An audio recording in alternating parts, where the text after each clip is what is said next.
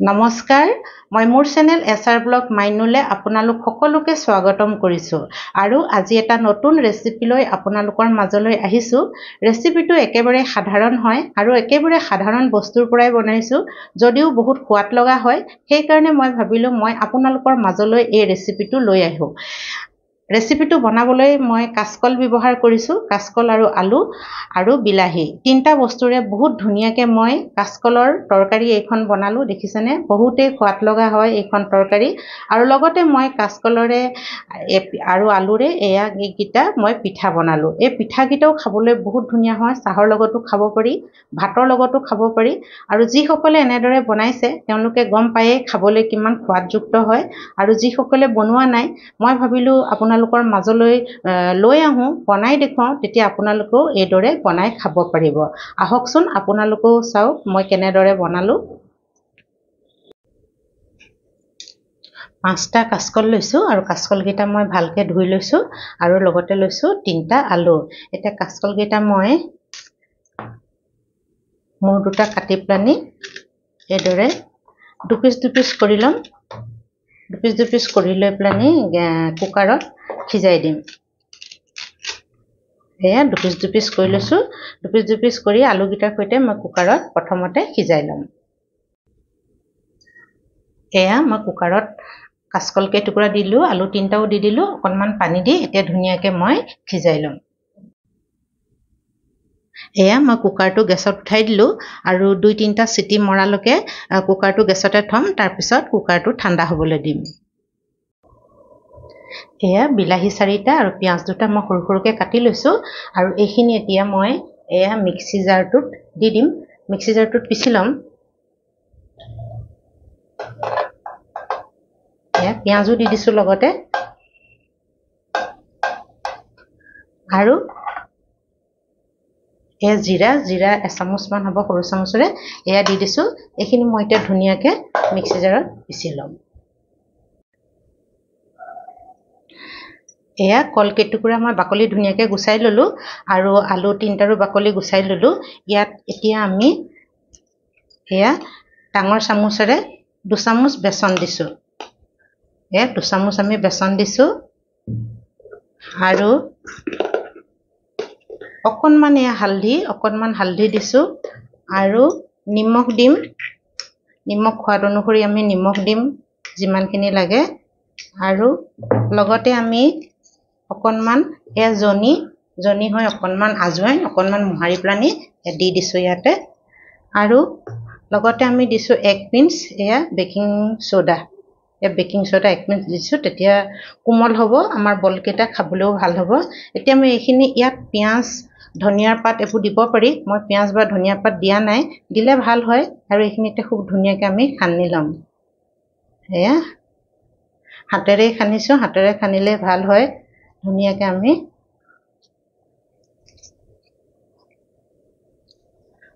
ইয়াত অকণমান আৰু বেচন দিব লাগিব যেন পাইছোঁ মই।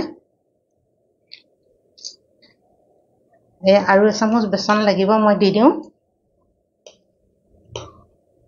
এয়া আৰু এচামুচ বেচন মই দি দিছোঁ।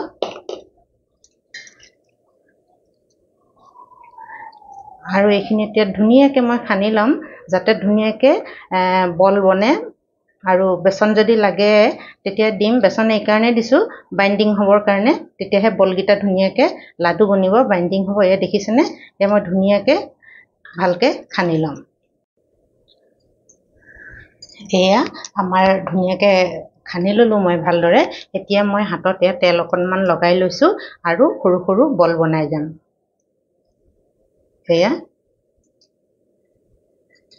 ধুনীয়াকৈ বল বনি গৈছে, এয়া দেখিছেনে, ধুনীয়াকৈ বল বনি গৈছে। এনেদৰে মই গোটেইখিনি হাতত তেল অকণ লগাই ল'ব লাগিব, কাৰণ অকণমান কোমল হৈছে, সেইকাৰণে হাতত তেল লগাই ল'লে ধুনীয়াকৈ হ'ব। দেখিছেনে, এনেদৰে মই গোলো বনাব পাৰে, দীঘলীয়াও বনাব পাৰে, যেনেকুৱা আকাৰত বনাব পাৰি, যাৰ যেনেদৰে ভাল লাগে। মই গোল গোলকৈ বনাই লৈছোঁ। এনেদৰে মই গোটেইখিনি লাডু টাইপত গোল গোল কৰি বনাই ল'ম। এয়া গেছত মই পেনখন উঠাই দিলোঁ আৰু তাতে তেল দি দিছোঁ, ৰিফাইন তেল দিছোঁ আৰু গৰম হ'বলৈ দিছোঁ। তেল গৰম হৈয়ে গ'ল আৰু এয়া দেখিছেনে, আমাৰ কিমান ধুনীয়াকৈ বলবোৰ মই বনাই ল'লোঁ। এতিয়া গেছটো মই মিডিয়ামত ৰাখিছোঁ আৰু এই বলবোৰ ইয়াতে দি যাম।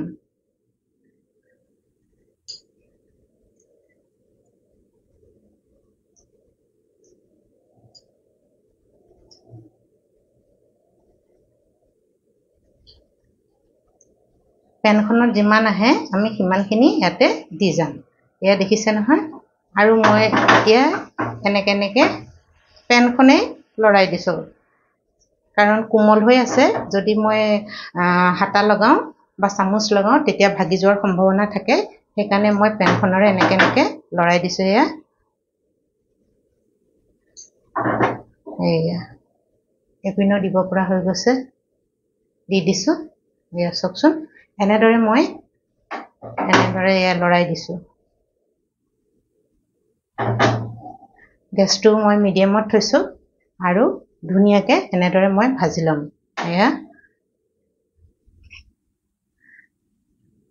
লাহে লাহে এনেকৈ দুইটা নহয় চাৰিওটা ছাইড ভাজিব লাগিব ধুনীয়াকৈ।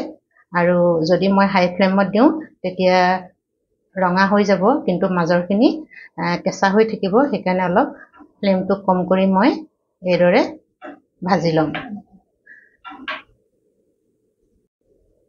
এয়া দেখিছেনে, আমাৰ ধুনীয়াকৈ ৰঙচুৱা হৈ গ'ল আৰু বলকেইটাও ফুলি গ'ল। সেইকাৰণে আমি গম পাইছোঁ যে ভিতৰখন কেঁচা হৈ থকা নাই, ধুনীয়াকৈ সিজি গ'ল। এতিয়া মই এইখিনি তেলৰ পৰা উঠাই ল'ম। সেয়া কেৰাহীখনতে উঠাই দিছোঁ। তেল ইয়াতে নিগৰি পৰি থাকিব, আকৌ এয়া তৰকাৰীৰ কাৰণে তেল মাৰিব লাগিব। সেইকাৰণে মই কেৰাহীখনতে এয়া চব ধুনীয়াকৈ একেবাৰে লালমোহনটোৰ দৰে লাগিছে নহয়নে? লালমোহন নহয়, এয়া কাচকলে হয়। এতিয়া আৰু থাকি গ'ল, মই কৈছোঁৱে এইটো হৈছে পিঠা চেপত দি দিছোঁ। চাওক, এইকেইটা আমি পকৰি লেখীয়াকৈ কাচকলৰ পিঠা বনাই খাম। সেইকাৰণে আমি গোল গোলকৈ বনোৱা নাই, পিঠা চেপত দি দিছোঁ। সেয়া সেইকেইটা ভাতৰ লগত চাহৰ লগত বহুত ধুনীয়া লাগে এনেকৈ খাই। সেইকাৰণে মই কাচকল অলপ সৰহকৈ লৈছিলোঁ। সেয়া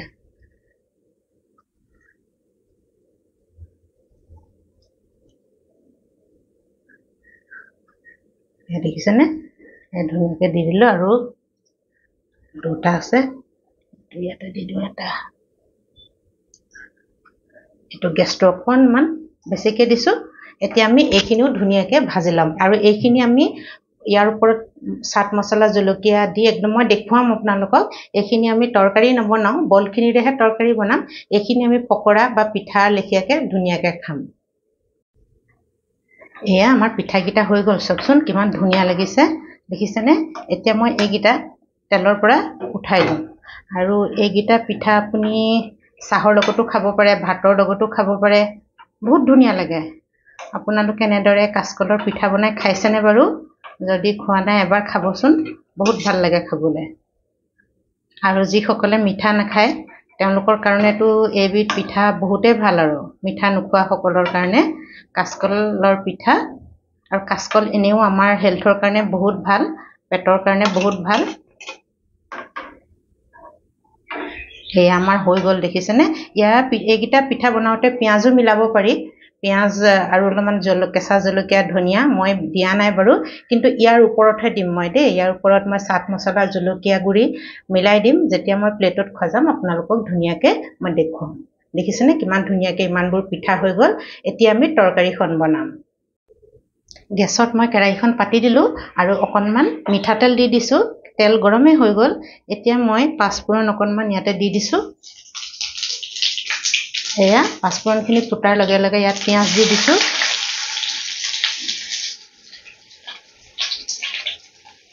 আৰু এইকেইটা কৰি পাত্তাও দি দিছোঁ, নৰসিংহৰ পাত। আৰু মই ধুনীয়াকৈ মিলাই দিছোঁ। অকণমান পিঁয়াজখিনি ৰঙচুৱা হোৱালৈকে মই ভাজি ল'ম।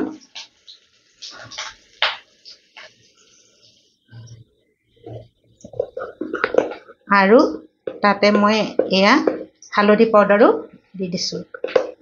হালধি পাউডাৰ তেলতে দি দিলে ৰংটো ধুনীয়া হয় আৰু খোৱাটো ভাল হয়, হালধিও নুগুনায়। এয়া এনেকৈ ভাজি ল'ম অকণমান। আৰু ইয়াতো নিমখো দি দিছোঁ অকণমান একেলগতে, আৰু অকণমান ধনিয়া পাউডাৰ এচামুচ দি দিছোঁ। দি পেলাই অকণমান ভাজি ল'ম। এয়া ভজা হৈ গৈছে মোৰ। আৰু বেলেগ মছলা মই একো নিদিওঁ। এয়া দেখিছে নহয় পিচি থোৱা বিলাহীখিনি, তাতে পিঁয়াজ দি দিছিলোঁ মই 2টা, এইখিনি মই ইয়াতে এতিয়া দি দিম।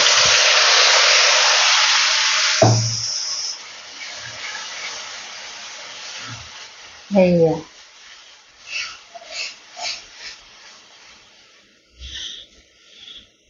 এতিয়া এইখিনি মই ধুনীয়াকৈ সিজিবলৈ দিম আৰু একেবাৰে শুকুৱাই পেলাম, তেতিয়া ভাল হ'ব, খাবলৈ ভাল হয়। একেবাৰে ইয়াৰ পানীখিনি গোটেইখিনি মই শুকুৱাই পেলাম। আৰু এইখিনি অলপ গেছটো এতিয়া মই মিডিয়াম কৰি দিওঁ, আৰু ইয়াত মই ঢাকোনখন লগাই দিছোঁ।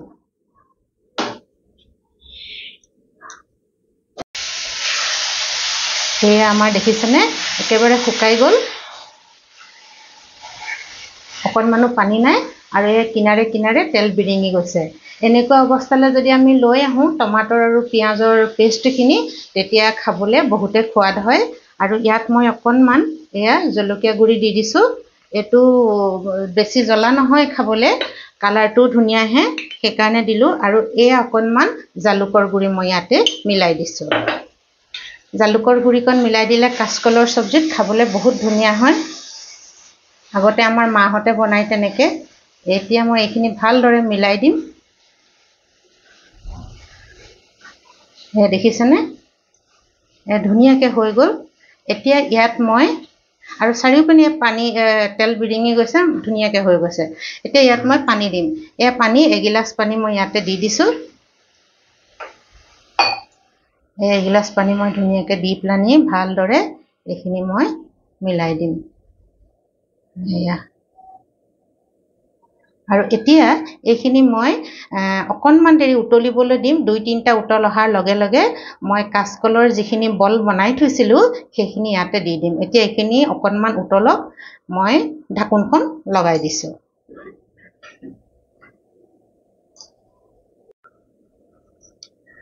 এতিয়া মই ঢাকোনখন আঁতৰাই চাওঁ।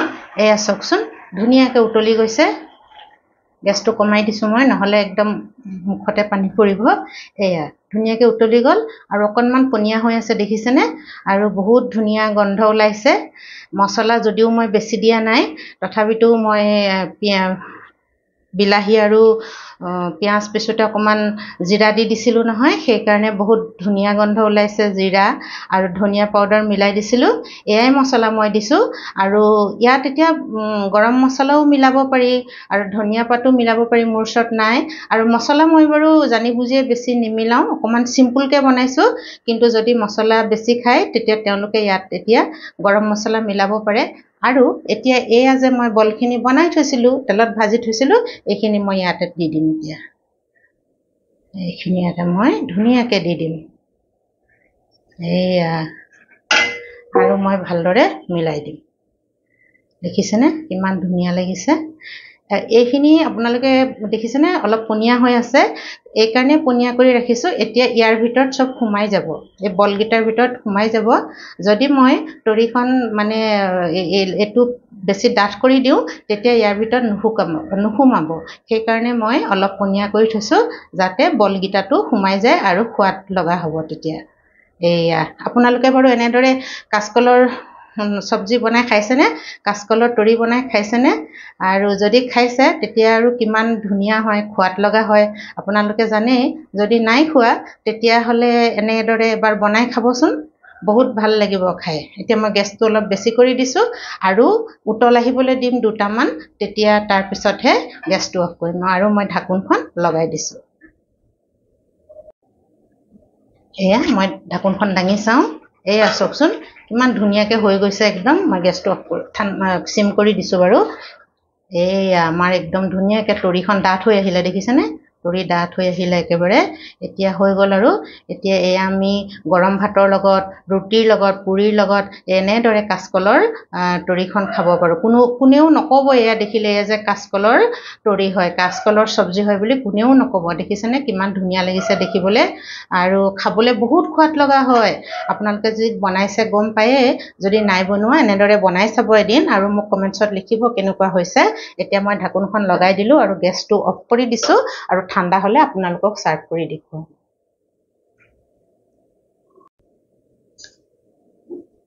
এইয়া দেখিছেনে মই ধুনীয়াকৈ বাতিটোত সজাই দিলোঁ কিমান ধুনীয়া লাগিছে দেখিবলৈ আৰু একেবাৰে ইয়াত মই অকণমান গৰম পানী পিছত মিলাই দিছিলোঁ দেই বেছি শুকান হোৱাৰ কাৰণে অকণমান গৰম পানী মই মিলাই দিছিলোঁ সেইকাৰণে অকণমান তৰি হ'লে খাবলৈ ভাল লাগে ভাতৰ লগতো ভাল লাগিব নহয়নে সেইকাৰণে মই অকণমান মিলাই দিছোঁ চাওকচোন কিমান ধুনীয়া লাগিছে এইটো আৰু বলটো কিমান ফুলি মানে একেবাৰে ডাঙৰ হৈ গ'ল নহয়নে এইয়া মই এনেদৰেই কাচকলৰ তৰি বনাওঁ আৰু এটা মই ভাঙি দেখুৱাওঁ আপোনালোকক ৰ'ব তেতিয়া চাব কিমান নৰম হৈছে এইটো ডাঙৰ এইটোকে মই ভাঙি দেখুৱাইছোঁ চাওকচোন এয়া দেখিছে কিমান ধুনীয়াকৈ ভাং খাই গৈছে একেবাৰে নৰম হৈছে আৰু খাবলৈ খুবেই ভাল হয় খুবেই ভাল হয় আপোনালোকে এইদৰে বনাই খাবচোন যদি নাই খোৱা আৰু কেনে পালে মোক জনাব আৰু এতিয়া মই আপোনালোকক পিঠাকেইটাও দেখুৱাওঁ কাচকলৰ যে মই পিঠাকেইটা বনাইছিলোঁ এয়া চাওকচোন এয়া কিমান ধুনীয়া হৈছে পিঠাকেইটা দেখিছেনে এতিয়া ইয়াত অকণমান আমি